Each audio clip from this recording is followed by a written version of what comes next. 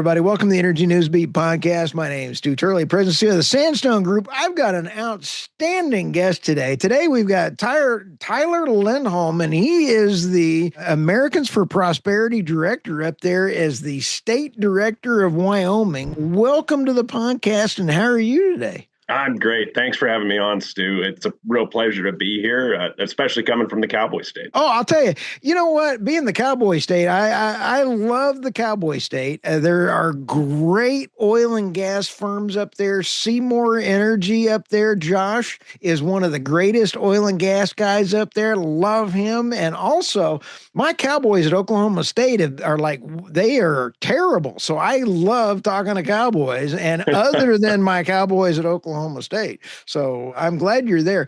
What are some of your hot buttons you got working on right now? Boy, we're working on a lot. Top shelf stuff that we're working on, though. Wyoming has always been the powerhouse of America. And so, of course, energy has to be our number one priority here at Americans for Prosperity in Wyoming. And I'll tell you, I would have never realized that when President Trump was trying to lower energy prices, that he would pick up the three horsemen of the energy dominance apocalypse. When you've got Chris Wright, Secretary Burgum, and then you've got Lee Zeldin as the three horsemen of the energy dominance, I guarantee you they're going to get it done. I think that's right. The state of Wyoming is really hustling right now. We've got some pretty fantastic stuff shaking out. One of the big things that we're doing in the Cowboy State right now is we've got a generation and transmission outfit. Base and Electric Power is currently doing a FEED study on adding another coal-fired power plant. It'd be the first one built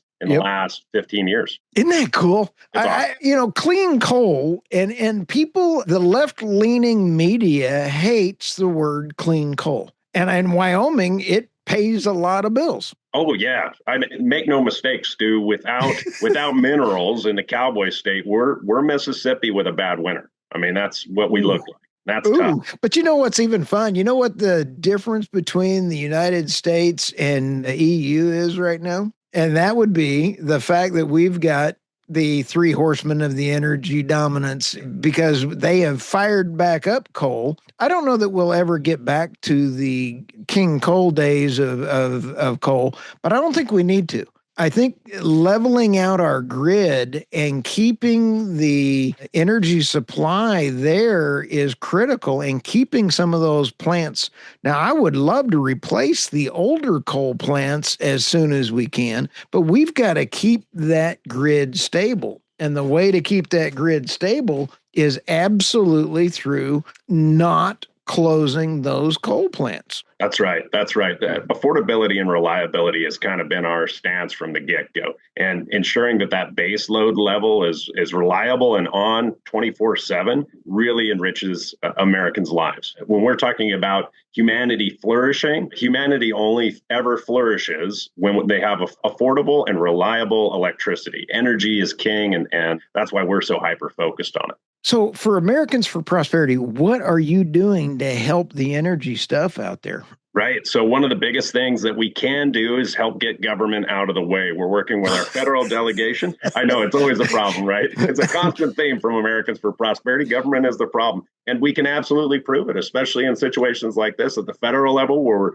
we're really focused on permitting reform. We're supporting the old Barrasso Mansion, come together that they did a year and a half ago, back when the Senate was a little bit more functional than it is right now. That Barrasso Mansion permitting reform would be tremendous for setting energy free across the West. And so we're really supporting that. And then on the state level, there's always issues that we can work on and find ways to support some of these industries in the Cowboy State. Now, the Cowboy State is also a very good agricultural and ranch issue, and it just seems like the previous administration was not so friendly to our farmers. And I really love the farmers, and I think they're the unsung heroes out there. Yeah. One of the biggest issues that we saw in Wyoming and across the West, and it's kind of an unknown for a lot of folks that don't live in a state like this. I'm not saying Wyoming is completely different, but 52% of our state is owned by the federal government. Idaho is something like 68%. Montana is even higher. Nevada is 92% of their state is owned by the federal government. And so when you get an environmental extremist like Joe Biden in the White House, what ended up happening is they were pushing left and right to shut down a lot of our timbered area and calling it a wilderness area. When it's a wilderness area, that means no more cowboys pushing cows through the trees. That means no more beef being raised on the land, no more sheep being raised on the land. And what ends up happening is we end up seeing a much more heightened fire situation that happens in that timber industry. And fires don't pay. You can't do anything with ground that's been burned up. And you won't see it back to what it was for generations after that, which is robbing from the next generation. People don't understand the value of what cow poop does, because cow poop, when I drive down the road, I stick my head out and there's a cow truck going by, I smell money. That's and right. That's counterintuitive for the city folk. But when you sit back and take a look, the cows eat the forage. They then turn around and provide more things. God really did a great job with the circle of life, and a cow herd, a goat herd, a sheep herd. There are things that are fantastic things going on to the earth when they roll through. That's right. That's right. And it even goes down into the nitty gritty of how their hoof is shaped. A cloven hoof was, this country was built on the cloven hoof of antelope and deer and buffalo and elk. Those critters have been around for, a lot longer than we have in the United States. And that's how our grass grows. And without those animals in those areas, the biodiversity falls right off the cliff. And you end up with a much worse situation for that ground. I'll take any environmentalist to the mat on this one. It's well proven. You're my kind of guy. I like that already. Now, when you sit back and take a look, where do you see what your goals for Americans for Prosperity for Wyoming are going to be in 2026? I think it has to start right off our top shelf items. It has to start with the consumers, especially when it comes down to energy. We've got a regulated market across the state of Wyoming. And so we need to find a way that we can take that outdated model and shift it into a manner that does benefit consumers. One of the biggest ways we can do that is pay for what you get. It's a simple concept where we're essentially telling these regulated utilities, you can't charge consumers for electrons that they'll never receive. What we see in the state of Wyoming is we've got a lot of different projects that are going up to ship power down to California. California doesn't want to produce their own energy. Right. So we ship it to them. And that's, in a lot of cases, that's wind turbine. And so we're shipping them that power. The Wyoming consumer never benefits from that, and yet they're paying for it. And that's not right. Wow. What's really sad is you mentioned Gavin Newsom. Gavin Newsom has created a national security risk with his policies. And single-handedly this week, at the time we're recording this, he imported in jet fuel from India. The first shipment of jet fuel, because the refineries, there was a Chevron refinery fire not too long ago that supplied 40% of the jet fuel for California. Then you have Gavin Newsom standing up in the middle of Brazil and start talking about how he is the green representative for the United States when he's destroyed the energy policy, and he's reaching out to Wyoming and bringing in coal-fired electricity, basically, because the grid does not care if it's wind or solar, but the Wyoming folks also get to pay for the wind when they're paid to shut down wind production when they're producing too much. Absolutely right, and it's criminal. It really is. And Wyomingites are fed up with it, and they're looking for a solution. And so that would be my big ask for utilities. If there's any utilities that are watching this, you can either be a hero or a loser, but either way, we're coming to fix this for consumers across the cowboy state. I like the way you say that. And I think that this is important to sit back and think, because if President Trump's team listens to this, and anybody on the energy dominance apocalypse team, the three horsemen of the energy dominance apocalypse, I guarantee it, they can get it done. No, that's right. That's right. I've been especially impressed with Lee Zeldin, so I'm pretty high on him. I've thoroughly enjoyed my meetings with Chris Wright over the years, and he is an absolute cool cat. Who would have guessed that he, as a oil field guy who studied nuclear is a nerd and helped start a energy or a foundation for ending energy poverty, become the energy secretary. He's a one of a kind beast, and I just applaud him for everything he's doing there. What are some of the things that people can do? Because one of the things after visiting with Christy Anatonic and others over there at the Texas area, people need to get involved. How do people get involved locally? Because we cannot sit back anymore and let mainstream media dictate what goes on. Yeah, no, that's a great question, Stu. And as you know, Americans for Prosperity, we're a grassroots organization first. What that means is that we spend a lot of time at the doors. We spend a lot of time phone banking. We spend a lot of times tabling and talking to folks about what their biggest concern is. So Stu is a good example of that. One of the things that we always do when we're at the door talking to folks is the first question we always ask is, when thinking about the federal or the state government, what is the biggest impact on you and your family's life? We have this big litany, this list of items, right? Social issues, healthcare, on down the line. 70 to 80% of respondents in the Cowboy State, and this stands true across the country, are pretty much always going down the line and saying economy, economy, and economy. Wow. So how do we capitalize on that? Well, my big ask for your listeners right now would be to go to americansforprosperity.org, check out our website, find your state on the list. And if you are listening from the great state of Wyoming, you can go to cowboysforprosperity.org and take action with us. Sign up. Let us take you out for coffee. We'll never ask for money or anything like that, but we will ask for some of your time where we can work through some of these policies issues and maybe put a soapbox under you and help you stand up and find your voice. See, that's huge. And I think that's going to get not only make America great. I've been saying for a long time that energy security starts at home, but right. Energy policies start locally. And I think that this is a gigantic thing. And I absolutely love everything that every Americans for Prosperity person I've met has been top notch. So you're with a fantastic organization. And I cannot stress enough, how do people get a hold of Tyler? Yeah, so you can either hit me up at cowboysforprosperity.org or you can shoot me an email. That's tlindholm@afphq.org. Love to hear from you. Love to be able to connect and be able to take you out for some coffee. Oh, that would be fantastic. I'll tell you what, if I can get up there for some of the coal projects I'm working on,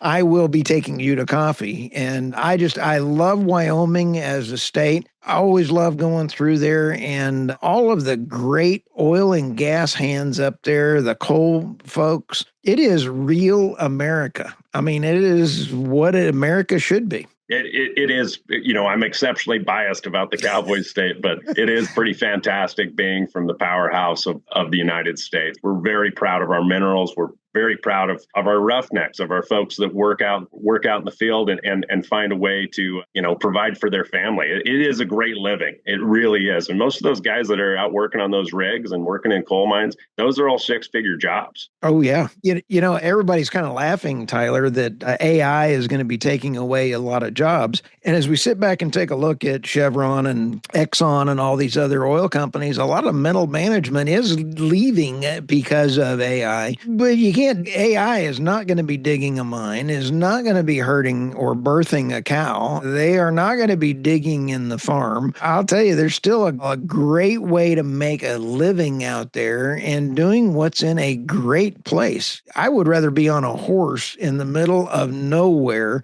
than in New York City listening to some fuzzy-headed foreigner tell me how to live my life. I do think AI is probably going to disrupt California and New York and Massachusetts quite a bit. But we've got calluses on our hands, and AI hasn't figured out how to put calluses on its hands yet. So I think we're all right. Tyler, you just made my day. AI has not figured out how to put calluses on its hand yet. That's a great way to do it. Now, when maybe Elon Musk's Optimus gets rolling and he starts mass producing these things, we can worry about it. But I think we're, a long way away from that. But in the meantime, I think that we have to take control of our own destiny as Americans. we need to stand up locally so that we do not become the EU or the UK or Canada, any of those other places that are floundering because they let the government and the left leaning politicians take control.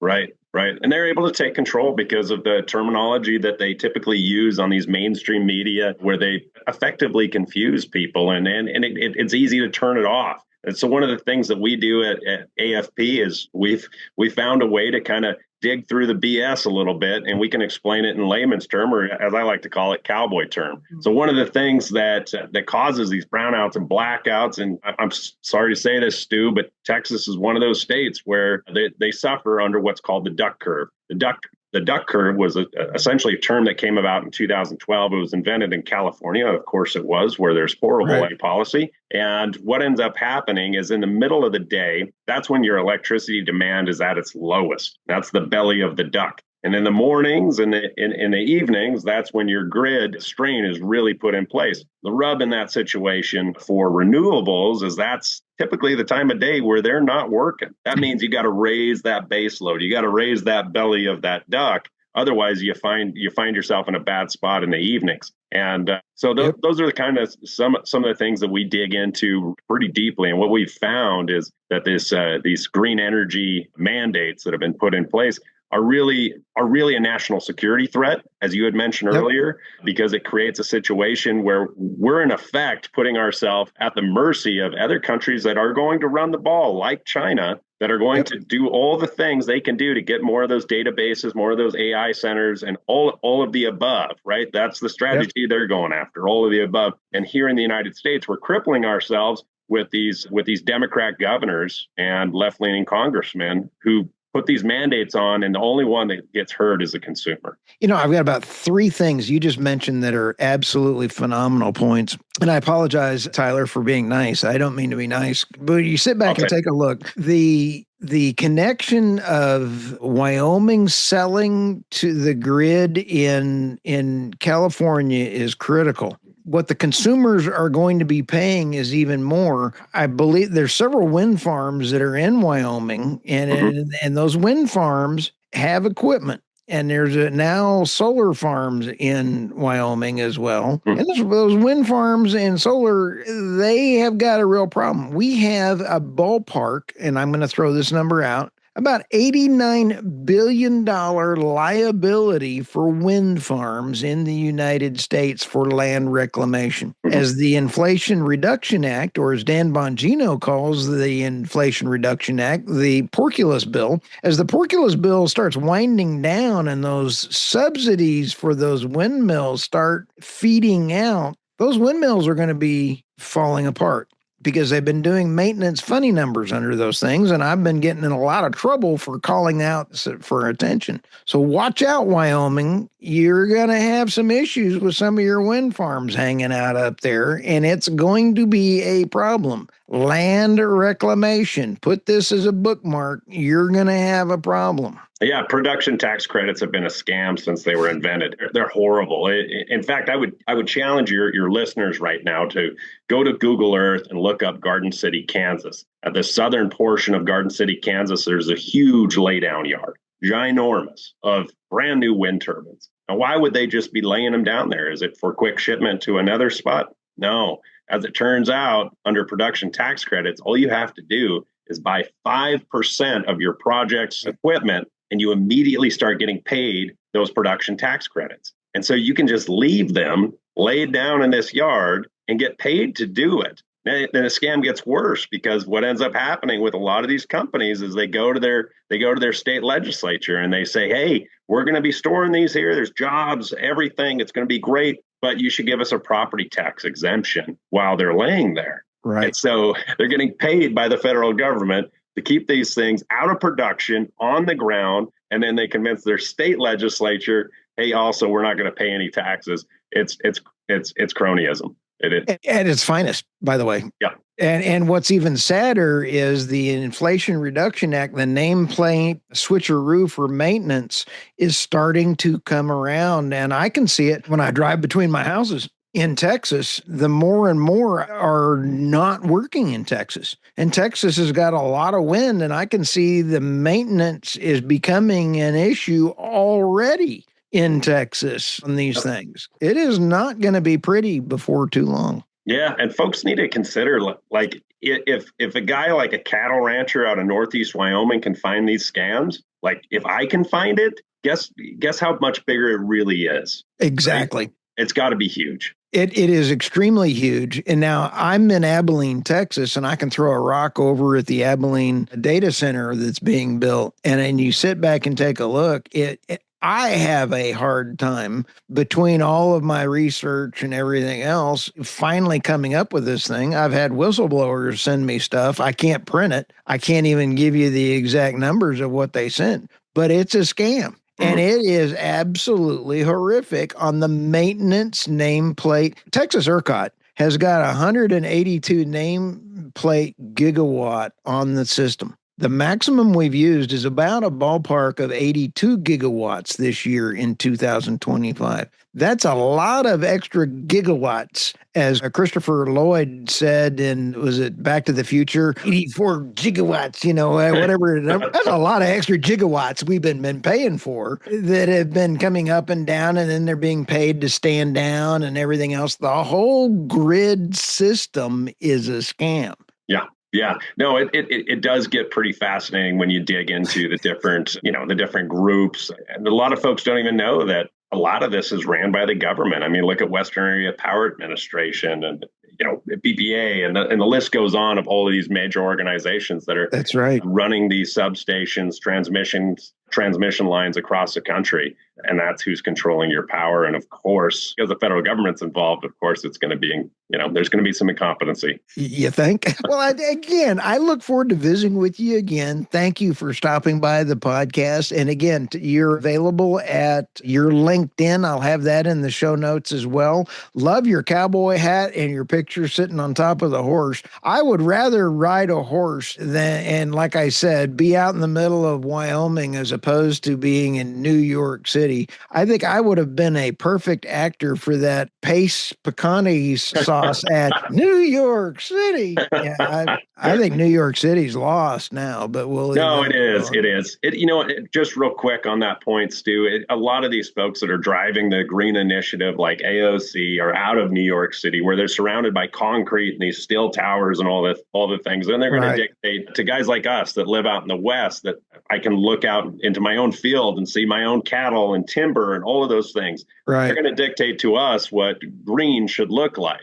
Maybe you should, maybe AOC and that crowd should ask a cowboy, because I think we probably got it figured out. I would actually love to see AOC on a horse. I think that to me would be that would be better to see AOC on a horse than her faking a photo op at the fence, pretending to cry, and everybody backs away and you see her pretending to cry at the, anyway. Yeah. Let's get AOC on a horse. What do you think? I'm in. Yeah, I'm going to get hold of her. Let's get her out here. Yeah, absolutely. I'd teach her how to rope a cow. That would actually be great for the podcast. AOC ropes a cow. We'd have to have some fun on that one. Anyway, thank you. And I'll tell you what, again, go out to Americans for Prosperity and look up the Wyoming branch. And again, thank you, Tyler, for stopping by the podcast. I super appreciate it, Stu. Thank you so much, sir. Talk to you soon.